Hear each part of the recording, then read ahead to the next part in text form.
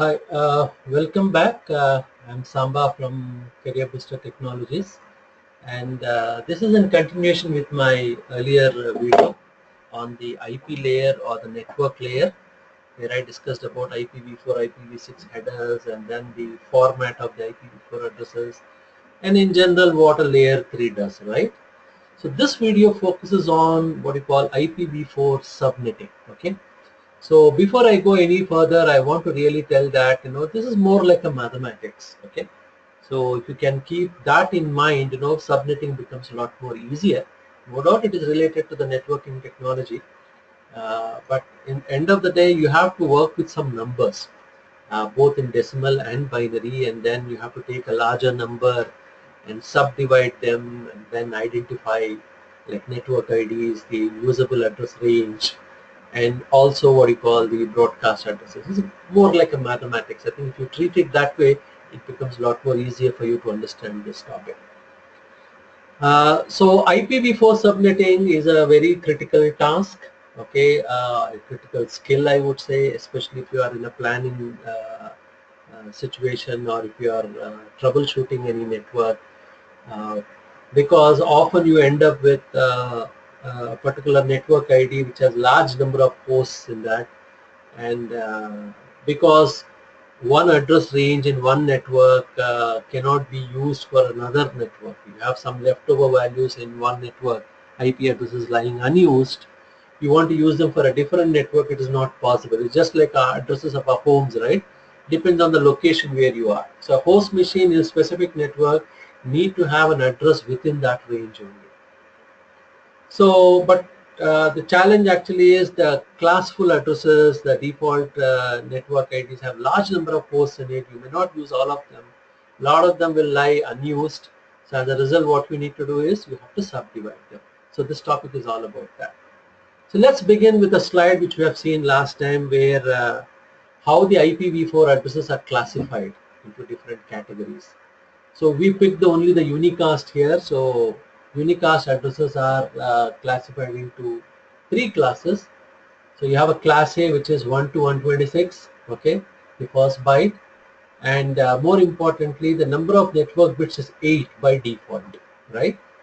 Class B is 128 to 191, the first byte, but the network bits are 16. Then you have class C 192 to 223, but the network bytes are 24. So they are clearly classified in a way that you know which is class A, class B, class C just by looking at the first byte. What also make them unique actually is the number of default network bits they have.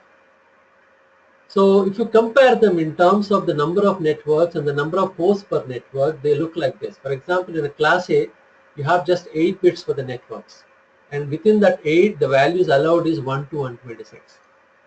That's it. So you have 126 networks. But look at the host, you have 24 bits, 8 bits here, 8 bits here, 8 bits here. So if I really take all the values into consideration, they end up at 16,777,214 users. Quite huge, right? Simple, because you have dedicated more bits for the host. Similarly, when you see the class B, you have 16 bits here, okay, for the networks. The first byte is from 128 to 191. If you really see, there are 64 in number. If you really count from 128 to 191, they come to 64. So 64 in the first byte into all 256, 0 to 255 in the second byte, will result in 16,384. Simple. So 64 into 256 is 16,384. And then you have 16 bits as a host per network.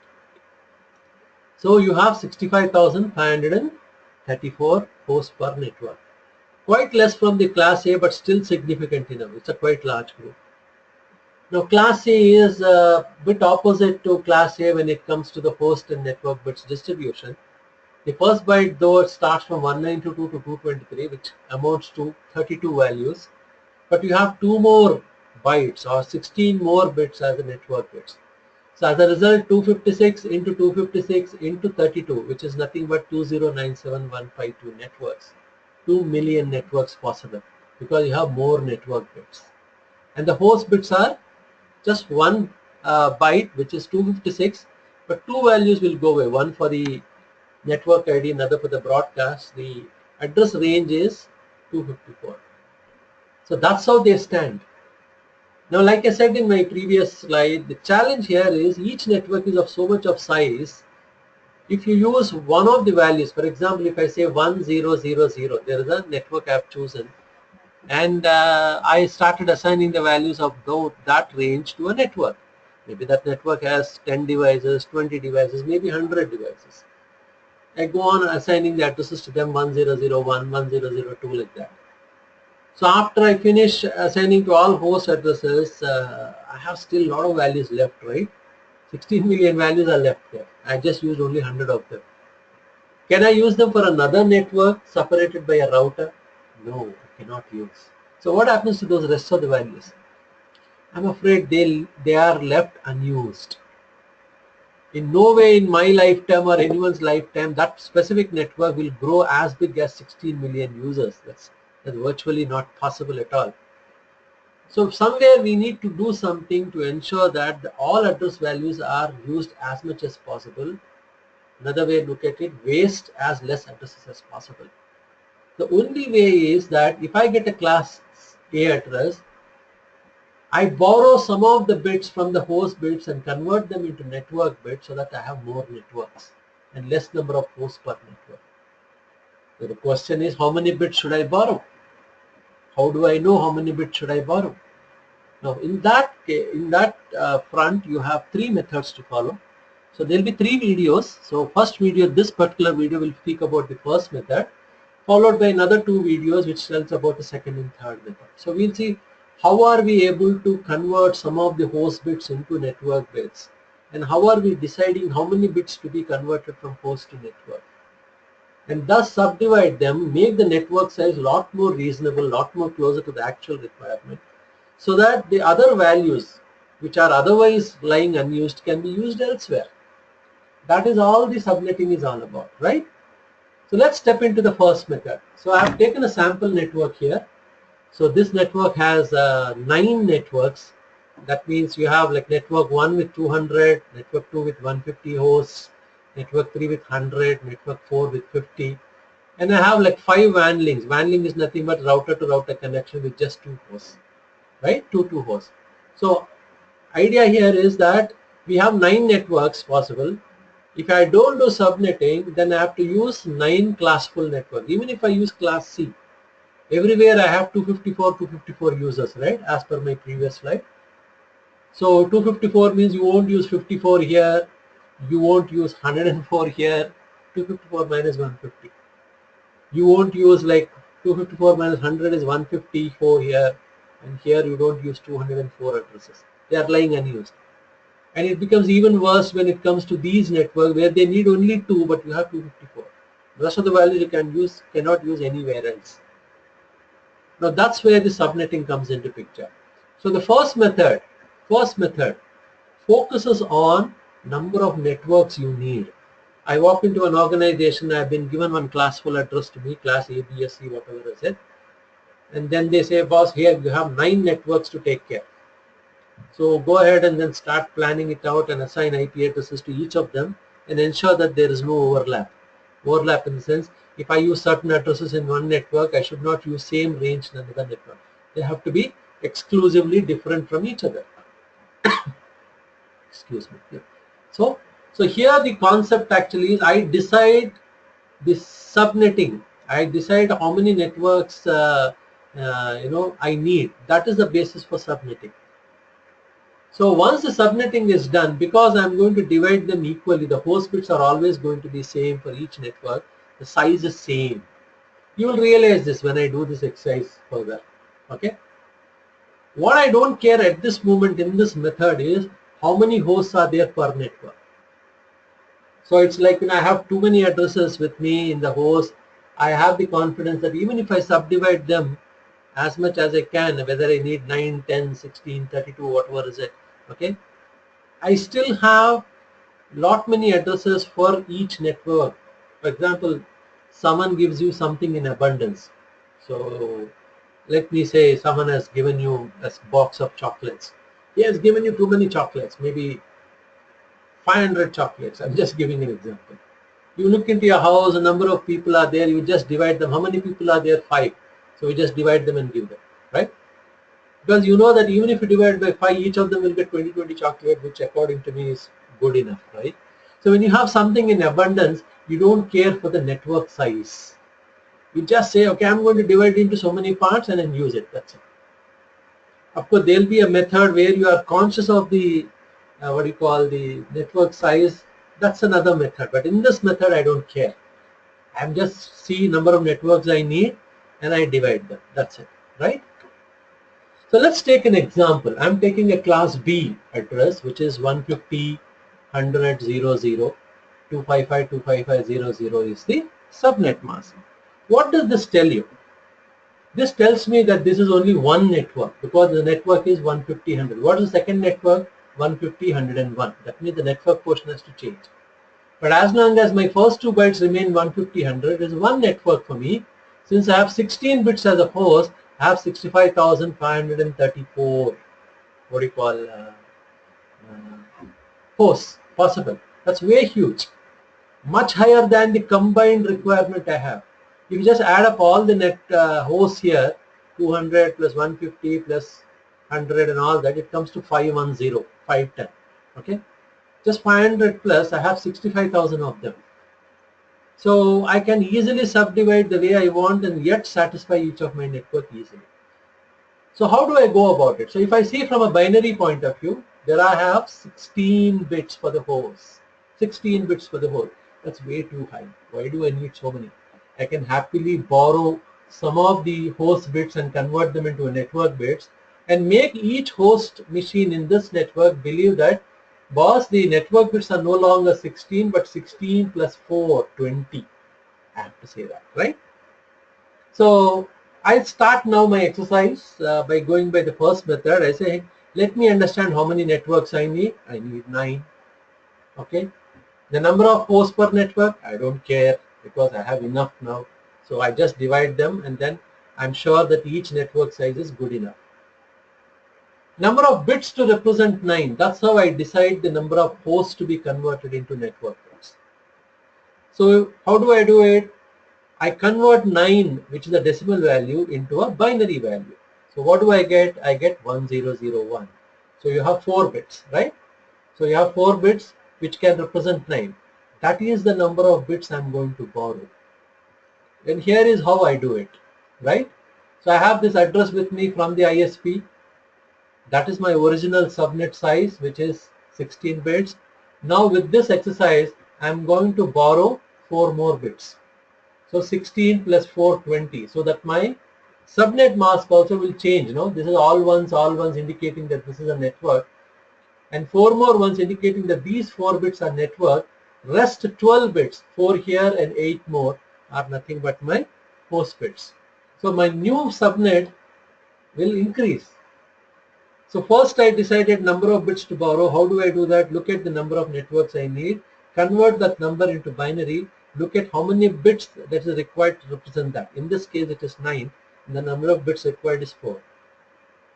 Once I know I have to borrow this, I have to change my subnet mask without any doubt. I have to change my subnet mask. Remember in my previous example, video rather, I said whenever there is a IP address, subnet mask has to be configured to tell the host machine which portion of the IP address is network, which portion is host. So if I convert my subnet mask into decimal form, this is how it results here. This is 255 as it is, this is 255 as it is, this is 240, and this you have 0, right? So that's what it is. So I have to use this subnet mask, a new subnet mask everywhere to indicate that, boss, I have done a subnetting, and you should understand that the network portion is not what you call 16 bits anymore as per the original default definition, but it is 20 now, right? So this is the new subnet mask, and this is what I'm going to use.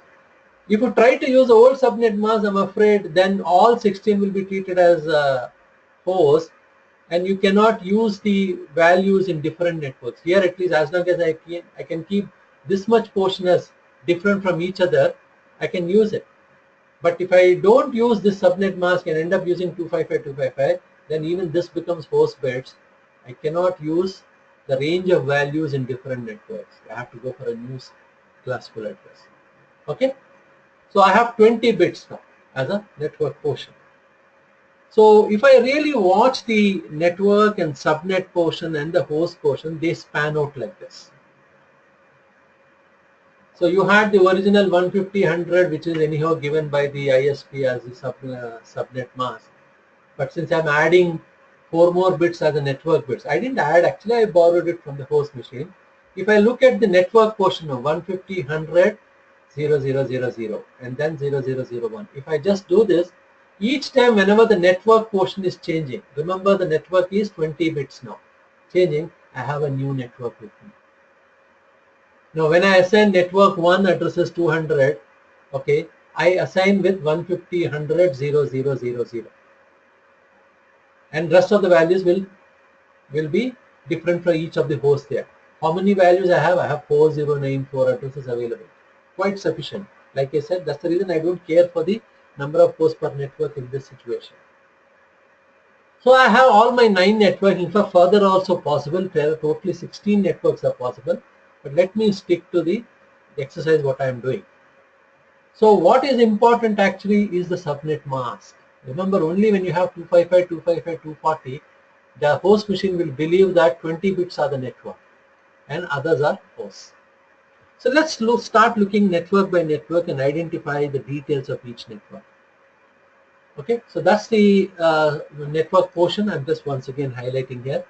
So let me look at the first network, which is here, 200, right? So my first network looks like this. 150, with 4 bits being 0, the subnet bits, and rest host bits all being 0 is nothing but your network ID. Remember, whenever the network ID is there, take the network ID and see all the host bits as zeros, it's the network ID. Take any IP address, you understand the network portion, keep the network portion as it is, but you convert all the host bits as a 0, it becomes the network ID of that particular network, which cannot be assigned to any host. So you cannot assign, this is reserved to be as a network ID.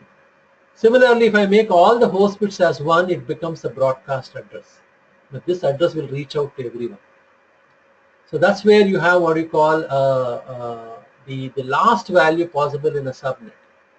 One value above the network ID is the first usable address.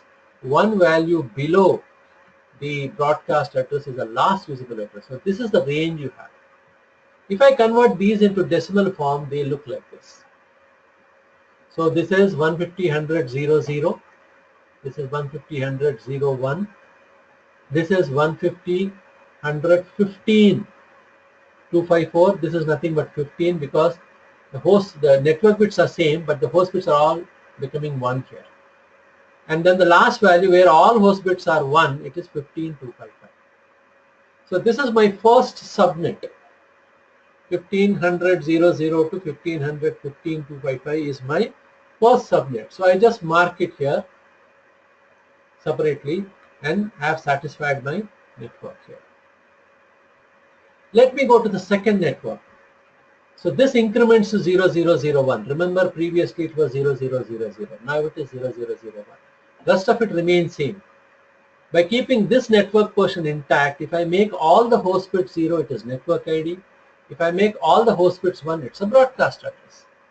In between you have usable range.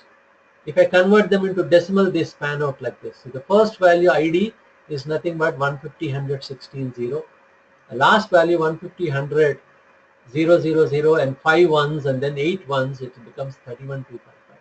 One above the ID 16.1 is the first usable address in this network, and 31254 is the last usable address in this network, which is network 2. So I mark them here.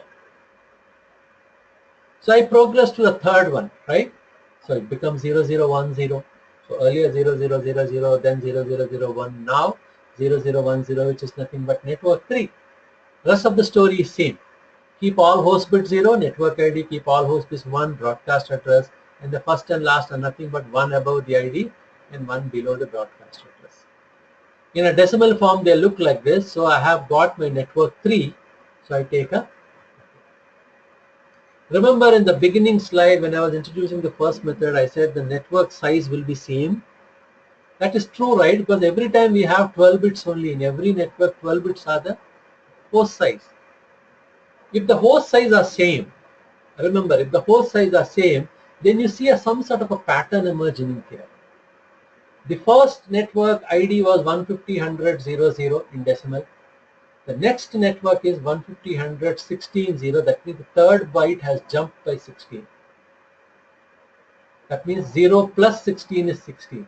If I look at the third one, 16 plus 16 is 32.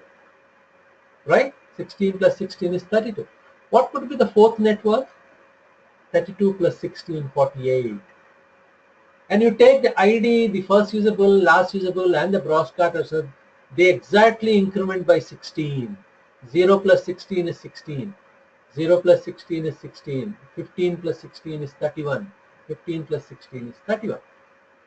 16 plus 16 is 32. Again, the first usable value 16 plus 16 is 32. So you have 31 plus 16 is 47, and again 31 plus 16 is 47 when it comes to the last usable value in the broadcast address.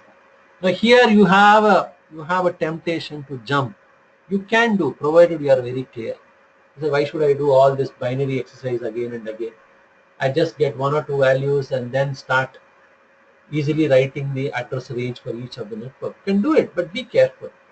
You should, because every situation is different. You don't know what is the host size, you don't know how many networks you have, and you can do that jumping only when you have the network size is same everywhere, right? So you can do that, no problem. So for the sake of simplicity, let me do even for the network 4 uh, in the regular way, the orthodox way. So as we realize that the network 4 will be 48.0, 48.1, and if I take 47 and add 16 to it, okay, it becomes 63. So it becomes 63.254 and then becomes 63.255. That's what we got it here. Suppose I increment to 0011, right? So what is 001100? Nothing but 48.